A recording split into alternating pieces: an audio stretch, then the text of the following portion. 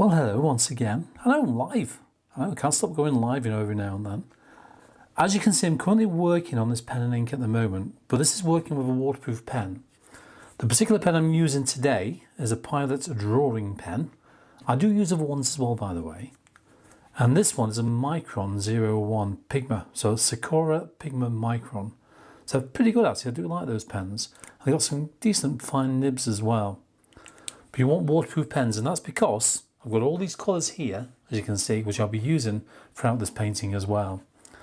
Because once I've got this finished off, which I'm nearly there now, then I'll start adding some colours over the top. Because the main idea today, just like the last time as well with the pen and wash ones, is to basically show you how to add the colour over the top of pen work.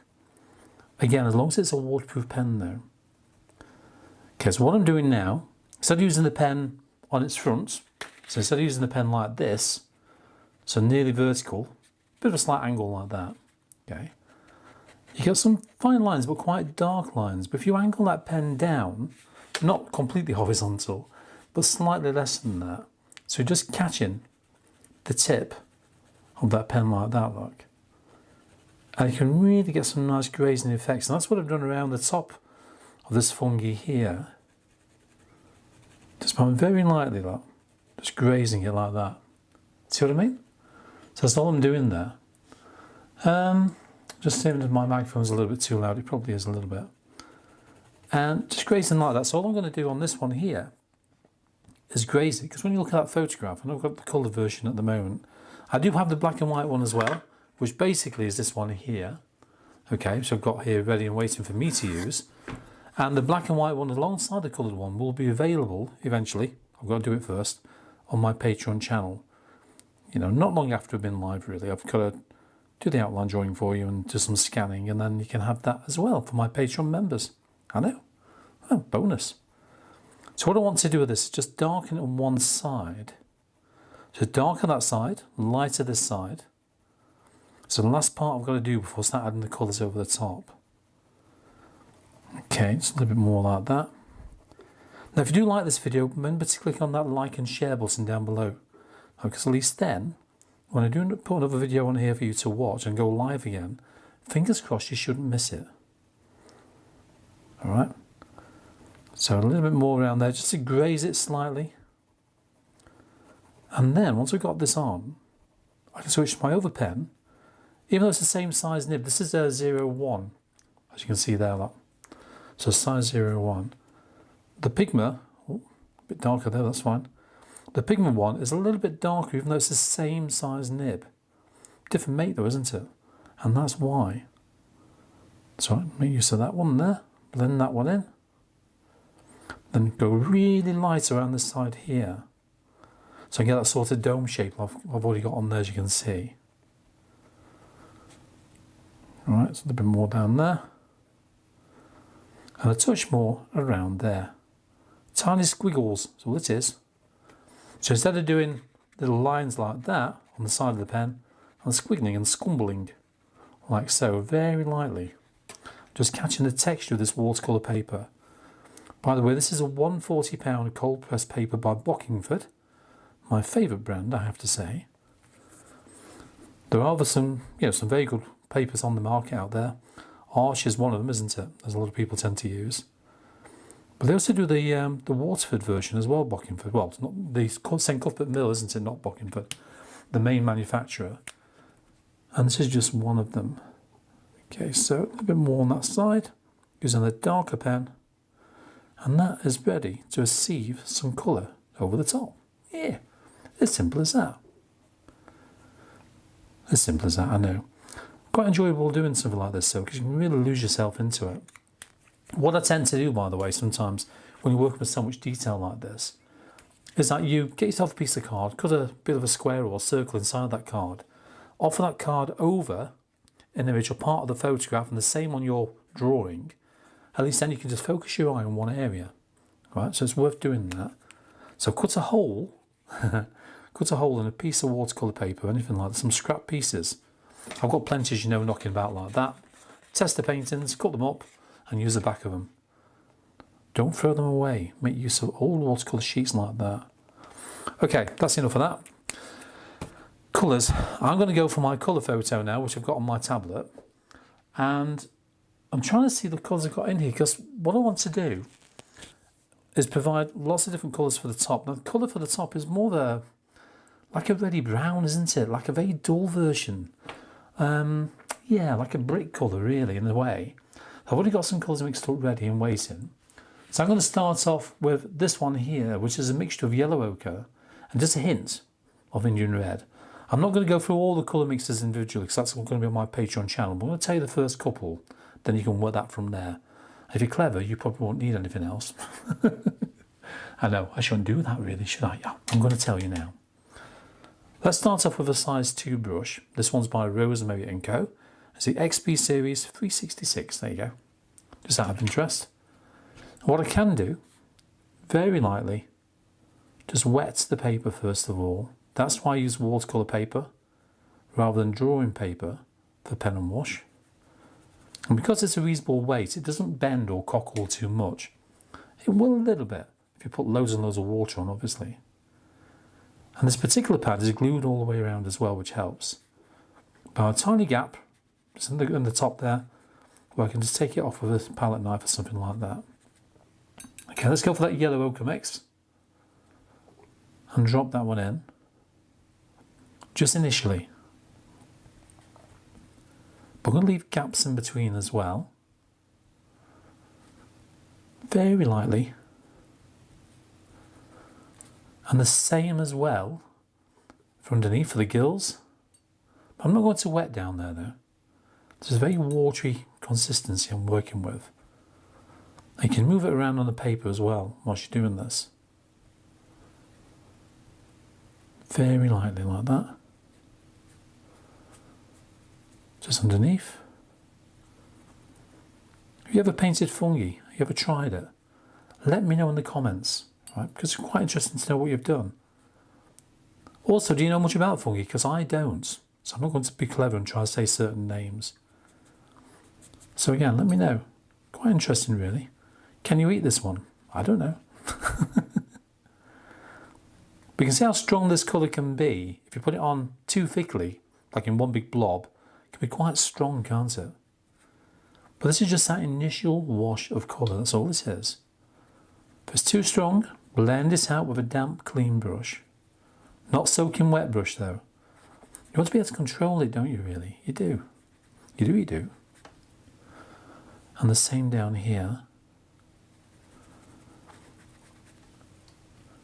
Okay, just down to there. A little bit more, just to dampen it. If I dampen that side, because it's going to spread out a little bit easier.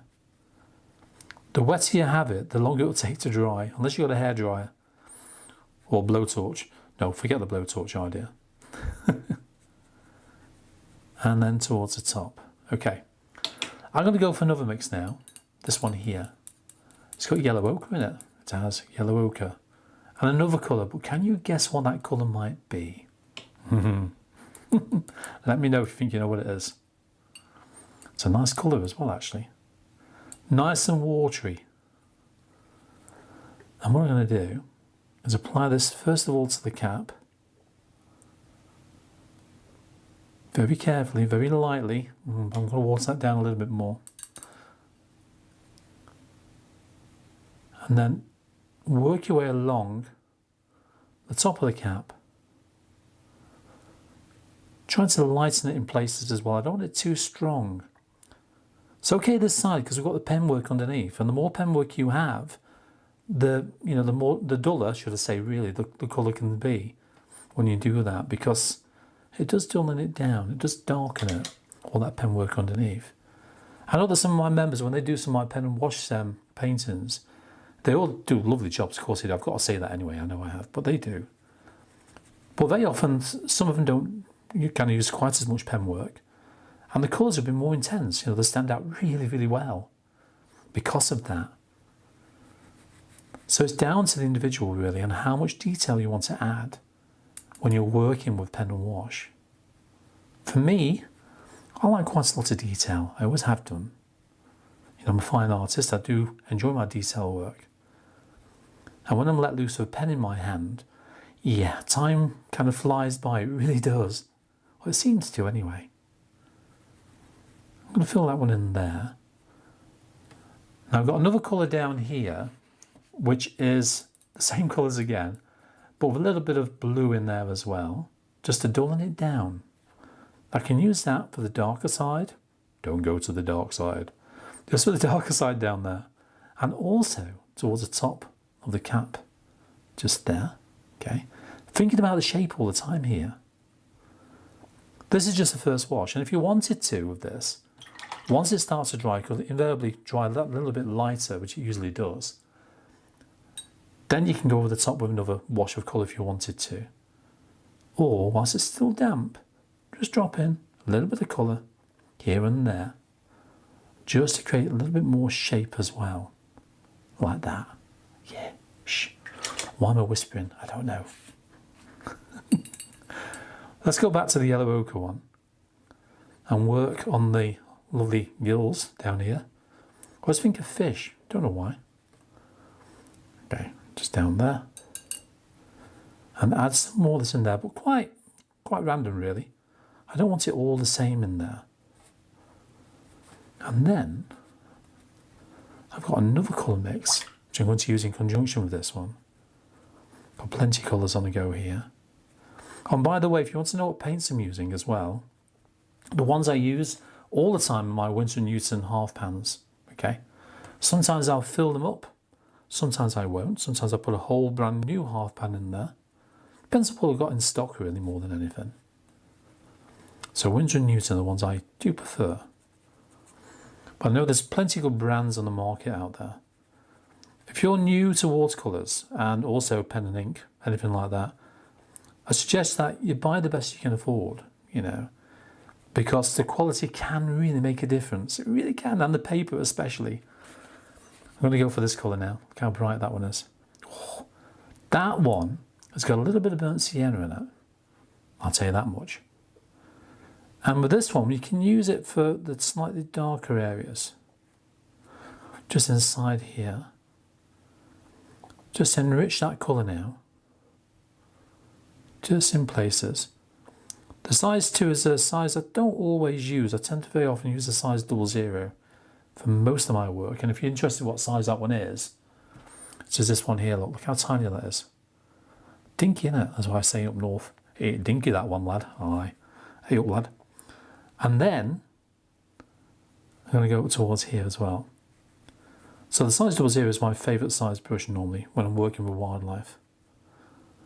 The same down this side. Okay, keep it fairly random. And even if you can, leave gaps in between, here and there. There's a few gaps as you go along. You see already that's made a difference, just that's kind of enriched it in there, hasn't it? And just a hint here and there as well around the top part of the gills. Just here, look. Okay, so what are you painting at the moment? Let me know.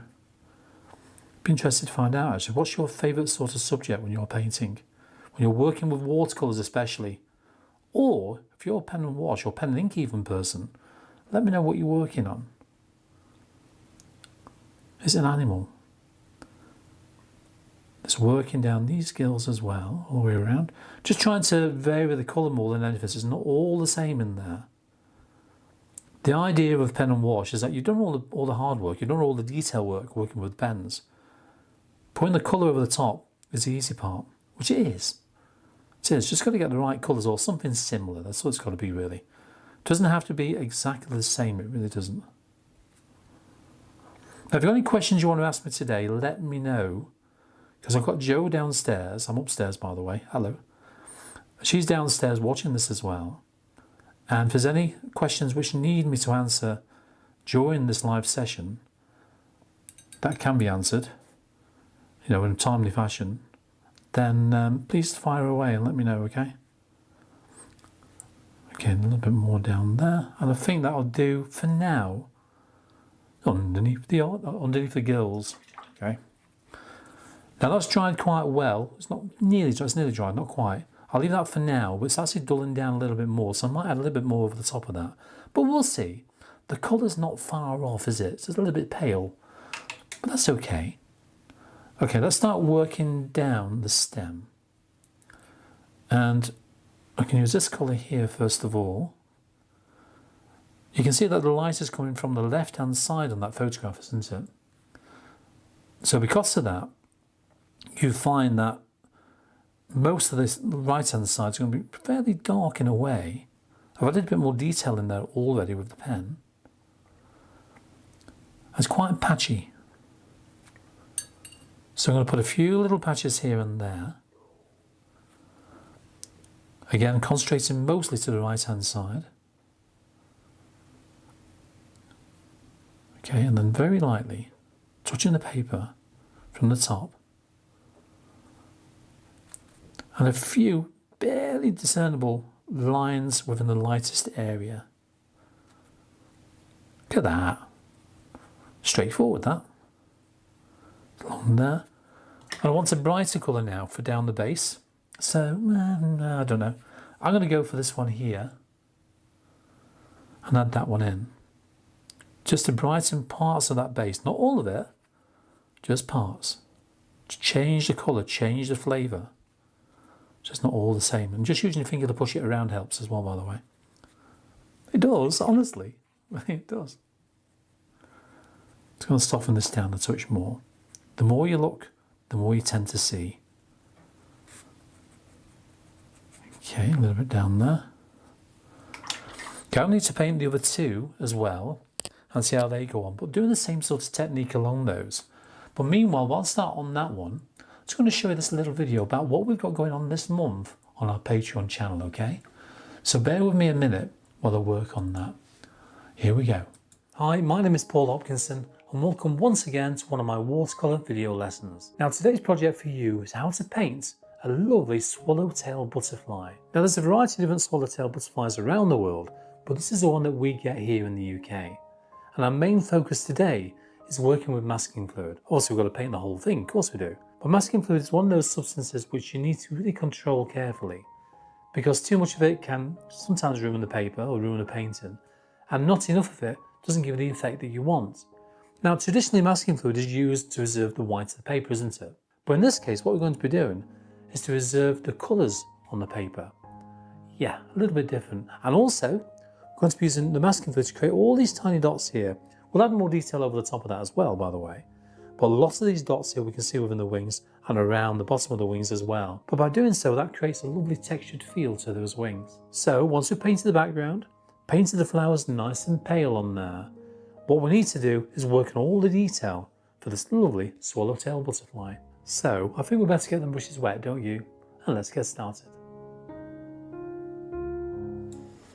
Well, there you go. That's what we're working on at the moment. I know, swallowtail butterfly. Lovely, they really are. They're stunning. And Joe and I ourselves saw one in Norfolk at the beginning of a holiday once. And we took a very quick photograph and said, oh, we'll see many more then. We'll get some better photographs during the week. And lo and behold, we didn't see any more. I know, that was the only one we saw on that one day, the first day. Oh no. We did see plenty of caterpillars though. I'm just starting to coat this this one fungi here. Okay, fungi, mushroom, toadstool. What do you want to call it? A little bit of colour here and there. Trying to leave a lighter patch down here as well. Slightly stronger on the right hand side here. And deeper. Just get some of that colour as well and just drop that over the top of that. Always thinking about the colours all the time. Thinking about the contrast, thinking about where the lightest side is, which I mentioned earlier. And we know the lightest side is this left hand side. Now there's a little bit too much on that left hand side, so if I get some kitchen roll, clean damp brush, I can lift off a small amount of paint, say on that tip just there, and dab it. And that's taking all that paint off, look, just by doing that. I can just drop a little bit more, just to there, and then underneath as well. It's quite dark at the back. There's probably another one behind the scenes there that I can see. And then I've got to work on the stem. I've already put a coat of paint on that one, look. It sounds like I'm painting the house. A coat of paint. So a bit of that lovely yellow ochre and whatever else it is. I did tell you earlier on, do you remember? Yeah, of course you can. I hope you've been kind of writing this down as you've been going along. Now remember, with all the videos, after this has been live, it will still be here. So you can stop, you can play, you can rewind, you can fast forward. You can shut me up completely if you wanted to. Really? And then you can have a go at doing it yourself. I know. Especially if you've been on my Patreon, you've got the outline drawing as well, which I'll provide. Yeah. It'll be there for you. The photo, by the way, is from Pixabay. So again, that's something which is readily available on the old Tinternet, which you can find on there. And a little bit more on there. See how rich that one is now? Oh, I like that colour. I really do like that colour on there. Makes a big difference, doesn't it, when you start putting colour onto the kind of pen and wash. Or pen and ink, should I say, first of all, then putting the colour over the top. And then I like to soften that. I keep going back to that to soften it down a little bit. I'm not completely happy with that one yet. Okay, let's work on the other one now. Very lightly, soften that one down. Going for the brightest colour one more time. One more time. And then very lightly, tapping this in, scumbling it in more than anything around here, look. How far up the brush do you tend to hold it? I tend to hold mine roughly about like that when I'm working with detail. The further away you hold your brush, the more fluid, the more loose your strokes will be. The slower down you go like that towards the metal ferrule, then obviously the tighter the marks will be. That's the way I tend to work anyway. Well, I've been doing that for the past 40 odd years, so yeah, habits die hard. Okay, keep switching colours all the time so it's not all the same colour. Ah, there we go. Oh, look at that colour. That's better. Sorry, I do get a bit excited when I'm painting. I always do when things start to come together.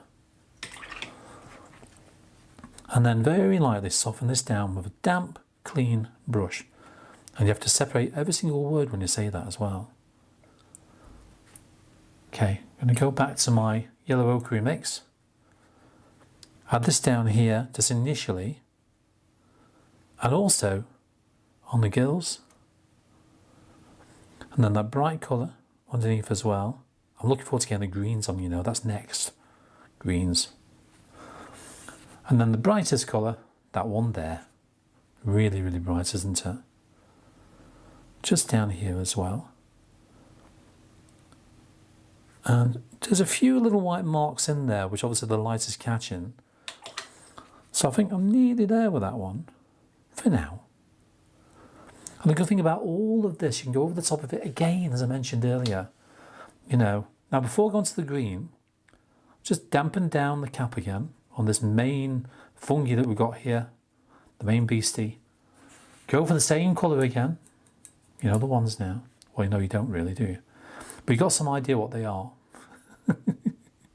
Okay, I know.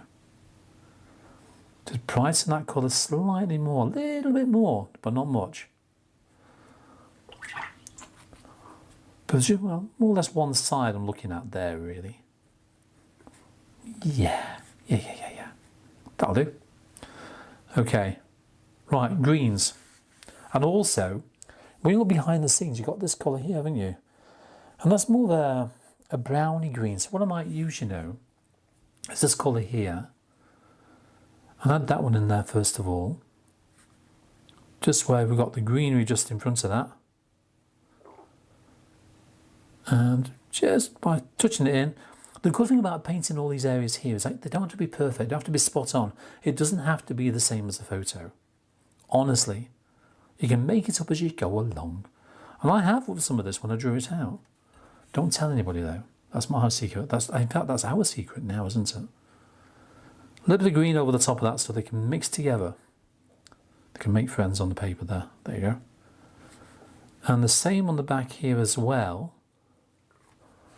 I'll keep swinging that round for you so you can see what colours I'm using there. Just by dropping it onto the paper.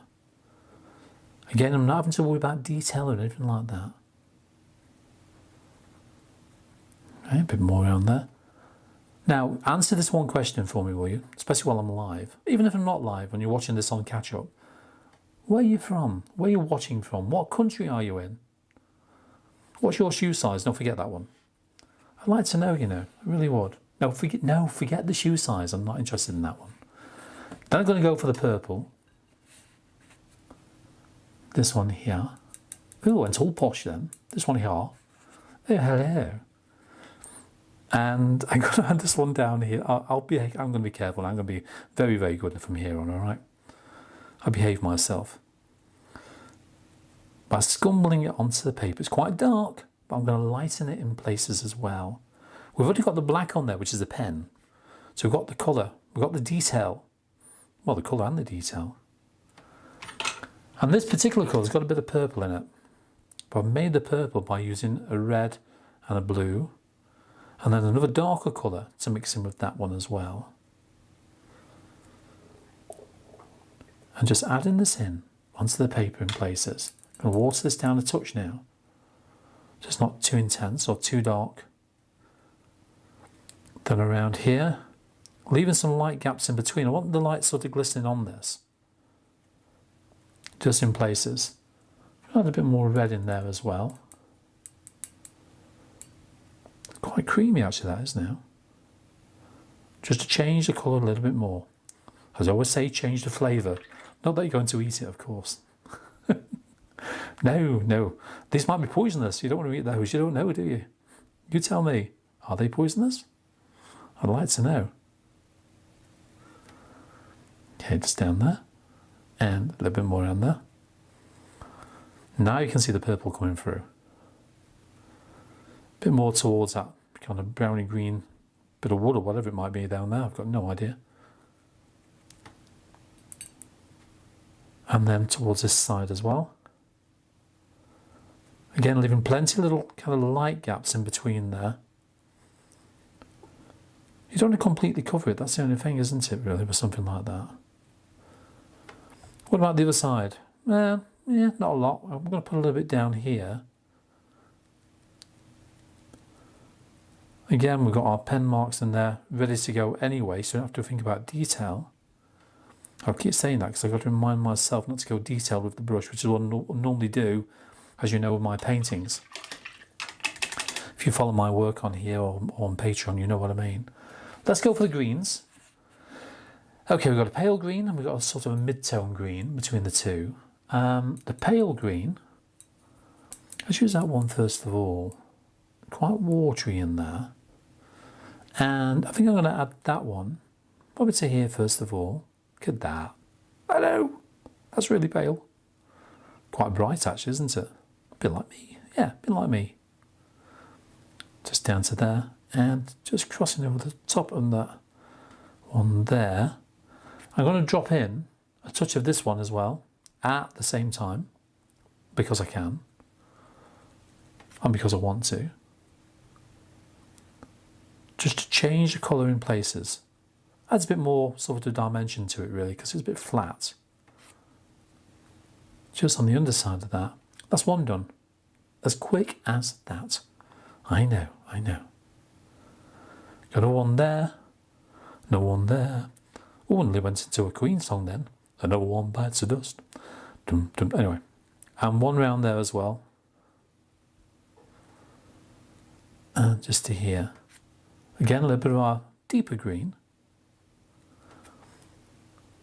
I'm sure you can replicate these colours yourself anyway. But don't forget, as I said, they will be available on Patreon, so that's not a problem. Eventually, within the next day-ish. I'll sort that out for you. In fact, Joe and I will sort it out for you. And then adding a bit more colour down here now. Let's go for the brighter one down there. You probably notice I'm also not washing the brush out or fully loading that brush up. I want to be careful where I put these colours. You know, I'm trying not to put too much on in too many places because we've still got the white stem coming down. It's quite white down here. I've covered some of that up with the pen work, but that doesn't matter. So I'm trying to leave some areas quite white in there anyway. And what else have we got? That one's over the top of that one. And we've got one down here. Let's water this one down a little bit so it's not quite as intense. And even soften this one down here. Take some paint off. Or lift some paint off there as well. good thing about watercolours is that you can just take paint off as well as put it on. Depending obviously if the paint is staining. If it is, then yeah, it's tricky to kind of get any paint off then. But by using the lifting off technique like this, you can actually create much more shape within different parts of a painting like that. Okay, let's do some more. So we've got one down here. Very light, just a hint of colour on that one, I think. A little bit more, hang on. Use a bit of that one. And the same here as well. A little bit of colour. Let's go for a deeper colour on this one. Quite bright still though. You can always tone it down with another colour if you want to. Go for your purple. Just drop that into that and then just tone that green down. So it's not quite as intense. Go for that one again. And I can just see some hints of this now. Dotting around within all that area there. We'll fill this one in now. Okay, just to there. That's really bright, that one actually, isn't it? Really, really bright. This is on the photograph. And also this area here as well. Now this brush is synthetic. I do prefer synthetic brushes, you know, because of the fact they seem to have a lot of bounce to them, you know. Compared to, I find sable has less bounce, in my eyes anyway. That's the way I've experienced it all over these years. So plus, I do prefer synthetic. Plus also it's, you know, good for the animals and stuff like that, isn't it? Yeah. A little bit of green down there. I keep looking at my photograph every few seconds here, by the way, which, as you know, I've got it by the side of me. Just looking at it here. There you go. And you've got it down in the bottom corner, just down there. I know. So to make sure that I've got the colours, they're not spot on, but they don't need to be. Remember what I said earlier on? You don't have the colours exactly the same. You have to bear in mind that different devices display colours differently. They do. They might be a little bit more intense, a bit more saturation within an iPad or a tablet or a mobile phone. You know, the colours can vary. Not dramatically, but they can make a difference. You know, I know that the colours on the screen of my computer, which I'm obviously broadcasting from at the moment, is they're less intense than my tablet. So I have to think about, okay, I need to tone down the colours a little bit compared to the computer, you know, on my tablet. So when I'm painting, I've got to think about that. So that's why I keep saying that don't worry too much if your colours aren't exactly the same as mine. Or the reference photograph, because it doesn't really matter at all. There's some more of that green in there. Is there anything that you're interested in watching me do? Do you want me to watch me do another pen and wash painting, something similar to this one? Or do you want something completely different to do with solely watercolours? Let me know in the comments, please do, because I'm interested in finding that out. Is there any particular subject that you struggle with, that you find difficult to kind of work with when you're painting? Again, let me know, okay, and we'll write it down. We'll write all these suggestions down, and then that'll give me some ideas, and Joe as well downstairs, of what, you know, I can work with when I go live with you guys here on another time, okay? So think on your feet now. Think about what you want to do and what you want me to paint, okay? Go for it. I'm waiting. I'm listening. Oh, what? Don't want to paint that, do you? Okay. Right, so a little bit more down there. A bit more of this green. We're nearly there now, as you can see. Just by very carefully going over the lines, just where I think it's needed. I want these greens at the front to be slightly brighter, because they are at the front. And because they're a little bit different as well. Probably different grass of some form in there. Different plants. You probably even know what it is, do you? Let me know. Okay, a little bit more down there. You've also probably noticed I'm not overloading this brush either. I could completely fully load it like that, if I wanted to. Then give it a roll, pull away, then give it a tap or two on some kitchen roll like so. Then go to the painting. If you do that and give it a couple of taps, very lightly though, without taking the residual paint off that brush. And also make sure that you don't blob the paint onto the paper. You've got a bit more control over where you apply that paint. Yes, it doesn't last quite as long, but it's worth doing that. It's all about how much you put on that brush, how heavy you are with your hand when you're applying the paint to the paper as well. All makes a difference, you know, it really does. Okay, a little bit more down there. And then to complete that little area there, a bit more green down there. Then we've got to look around and you think, look around, what can you see? I can see clearly now that this part of the fungi at the back there needs to be a little bit richer. So I'm going to add a touch more colour just there. Just a touch. Nothing more, nothing less. A tiny amount of paint is the best. Hey, there you go, I'm a poet and I didn't know it. The same on this one as well. Got it? And then working anywhere else you think you need a little bit more colour before you call the painting a day. Well, no, it's a mushroom, it's a fungi. Probably a little bit more down here. Okay, just darken underneath the gills.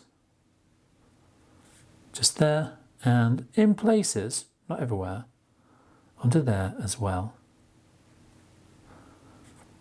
Now, if you want to work on pen and ink a little bit more, I'm going to put a little video at the end of this, or Joe will, at some point, once this is processed here on YouTube, on all about working with pen and ink, or pen and wash.